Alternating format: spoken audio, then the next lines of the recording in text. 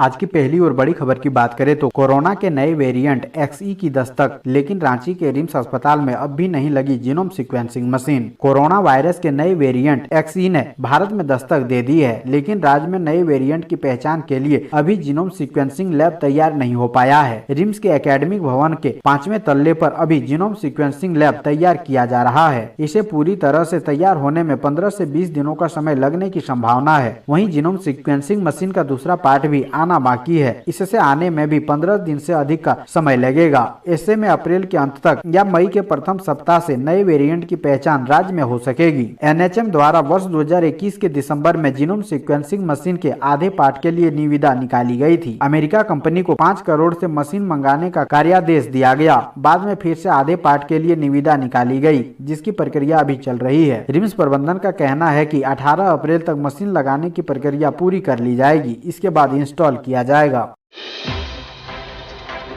अगली बड़ी खबर की बात करें तो सीएम हेमंत सोरेन व उनके MLA भाई बसंत सोरेन चलाते हैं पत्थर खदान, गृह मंत्रालय से जांच शुरू। झारखंड के मुख्यमंत्री हेमंत सोरेन पर अपने नाम से पत्थर खदान का लीज लेने के मामले में मंत्रालय ने संज्ञान ले लिया है। भाजपा के राष्ट्रीय उपाध्यक्ष और राज्य के पूर्व मुख्यमंत्री रघुवर दास द्वारा हाल में लगाए गए आरोप के बाद गृह मंत्रालय एक्शन में है। इस मामले में केंद्र सरकार ने मुख्य सचिव से पूरी रिपोर्ट तलब की है। सूत्रों के अनुसार राज्यपाल रमेश बैस ने मुख्य सचिव को राजभवन बुलाकर भाजपा नेता द्वारा मुख्यमंत्री पर लगाए गए आरोप और केंद्र सरकार की ओर से मांगी गई रिपोर्ट के संबंध में पूछताछ की है। उनसे पत्थर लीज से संबंधित कागजात उपलब्ध कराने के लिए कहा गया है। इसकी पूरी रिपोर्ट गृह मंत्रालय को भेजी जाएगी। अगली बड़ी खबर की बात करें तो खनन पट्टा का लीज समाप्त होने से बढ़ा गिट्टी का दाम, घर बनाना हुआ और भी महंगा, रोजी रोटी का भी संकट। पूर्वी सिंहभूम जिले में खनन पट्टा की अवधि 31 मार्च को समाप्त हो गई। इसके साथ ही खनन क्षेत्र में बुलडोजरों के पहिए थम गए। खनन अवधि का नवीनीकरण कब होगा किसी को पता नहीं है, लेकिन इस बीच घर बनाना महंगा हो गया। 15 दिनों में गिट्टी के दाम में 200 से 300 रुपए तक बढ़ोतरी हो गई है, जिससे लोगों के सामने रोजी रोटी के संकट के साथ ही घर बनाना भी महंगा हो गया है।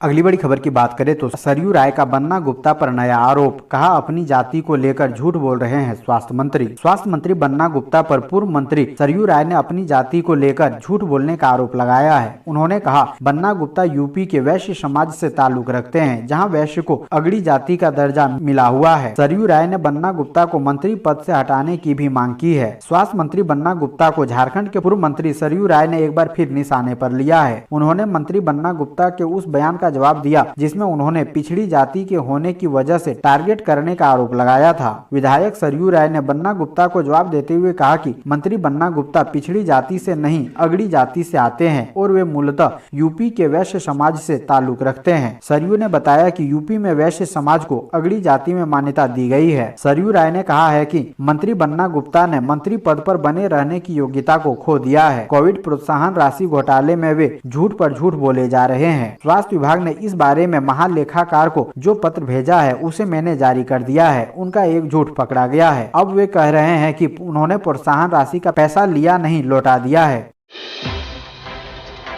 अगली बड़ी खबर की बात करें तो हेमंत सोरेन का आदेश, देवघर रोपवे हादसे में 22 लोगों की जान बचाने वाले पन्ना लाल को मिलेगा सरकारी योजनाओं का लाभ। मुख्यमंत्री हेमंत सोरेन के आदेश के बाद त्रिकुट रोपवे हादसे में लोगों की जान बचाने वाले देवघर स्थित बलडीहा निवासी पन्ना लाल के घर शौचालय निर्माण की प्रक्रिया शुरू हो गई। मुख्यमंत्री को सूचित करते हुए देवघर के उपायुक्त ने बताया कि मामले को संज्ञान में लेते हुए संबंधित अधिकारी को जाँच करते हुए पन्ना लाल को आवश्यक सभी योजनाओं से जोड़ने का निर्देश दिया गया है। मुख्यमंत्री को अवगत कराया गया था कि देवघर रोपवे हादसे में 22 लोगों की जान बचाने वाले पन्ना लाल के घर में शौचालय तक नहीं है। उनका परिवार खुले में शौच के लिए विवश है। वे सरकार की अधिकतर योजनाओं से वंचित है। मामले की जानकारी के बाद मुख्यमंत्री ने उपायुक्त देवघर को मामले की जाँच कर पन्ना लाल को जरूरी सभी सरकारी योजनाओं से जोड़ते हुए सूचित करने का आदेश दिया था।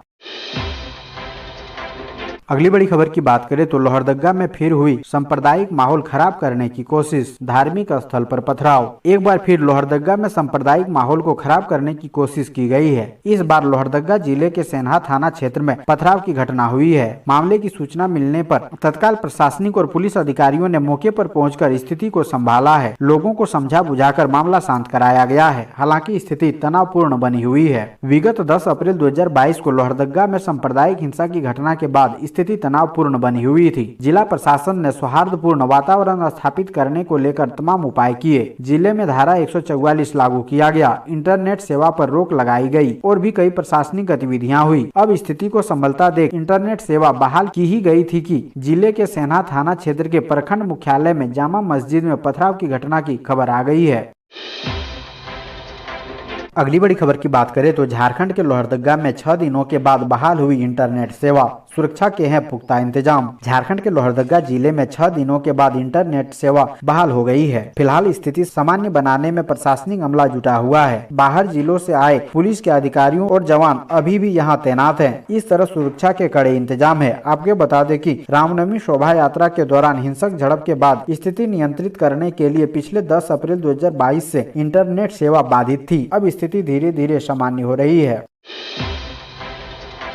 अगली बड़ी खबर की बात करें तो राज्यपाल रमेश बैस से मिले ट्रांसजेंडर समुदाय के प्रतिनिधि, अपनी समस्याओं से कराया अवगत। झारखंड में ट्रांसजेंडर समुदाय के प्रतिनिधियों ने राज्यपाल रमेश बैस से मुलाकात की और अन्य राज्यों की तरह झारखंड में भी ट्रांसजेंडर की सुविधा देने की मांग की। ट्रांसजेंडर समुदाय ने झारखंड सरकार पर अन्य राज्यों का हवाला देते हुए आरोप लगाया कि राज्य सरकार ने उनके लिए कोई काम नहीं किया है। ट्रांसजेंडर समुदाय के प्रतिनिधियों ने कहा, इस मुद्दे पर पहले भी हमने झारखंड के मुख्यमंत्री को पत्र भेजा है पर कोई कार्रवाई नहीं हुई है। राज्यपाल रमेश बैस से मिलने गए ट्रांसजेंडर समाज के प्रतिनिधियों ने कहा कि राज्य में बड़ी संख्या में ट्रांसजेंडर हैं। इन लोगों को सरकारी योजना से जोड़कर मुख्य धारा में लाने की जरूरत है। ट्रांसजेंडर का राशन कार्ड, आधार कार्ड, वोटर कार्ड बन रहा है। इस समुदाय के लोगों को पढ़ाने और रोजगार से जोड़ने के लिए प्रेरित किया जा रहा है। केंद्र सरकार के उभय लिंगी नियमावली 2018 के अनुसार इस समाज को बराबर का अधिकार प्राप्त है। समुदाय के प्रतिनिधियों ने कहा कि इस संदर्भ में कई राज्यों के सरकारी सेवाओं में समुदाय को नियुक्ति देने का काम किया गया है, लेकिन झारखंड सरकार ने इस पर कोई भी काम नहीं किया है।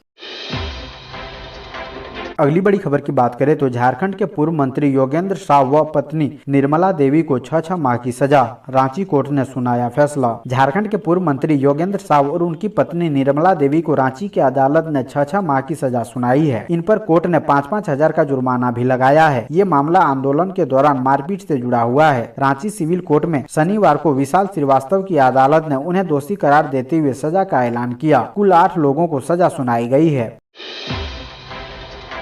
अगली बड़ी खबर की बात करें तो नामांकन स्थल के 200 मीटर दायरे में लागू रहेगी निषेधाज्ञा, नामांकन स्थल पर सुरक्षा के पुख्ता प्रबंध। झारखंड में त्रिस्तरीय पंचायत चुनाव का बिगुल बज चुका है। शनिवार को जिला निर्वाची पदाधिकारी सह उपायुक्त संदीप सिंह ने जिले में पहले चरण के चुनाव की अधिसूचना जारी की। इसके साथ ही नामांकन की प्रक्रिया शुरू हो चुकी है। पहले चरण के चुनाव के लिए 23 अप्रैल तक नामांकन किया जा सकेगा। वहीं 14 मई को वोट डाले जाएंगे। मौके पर एसएसपी संजीव कुमार और डीडीसी शशि प्रकाश सिंह भी मौजूद थे। उपायुक्त संदीप सिंह ने बताया कि नामांकन के दौरान सुरक्षा के पुख्ता प्रबंध रहेंगे। नामांकन स्थल से लेकर आसपास के 200 मीटर के दायरे में प्रत्याशियों सहित सिर्फ 3 लोगों को ही प्रवेश की अनुमति होगी। इस दौरान नामांकन स्थल के आसपास वाहनों के प्रवेश पर पूर्ण रूप से पाबंदी रहेगी। इस आदेश की अवहेलना करने वालों के विरुद्ध कड़ी कार्रवाई की जाएगी।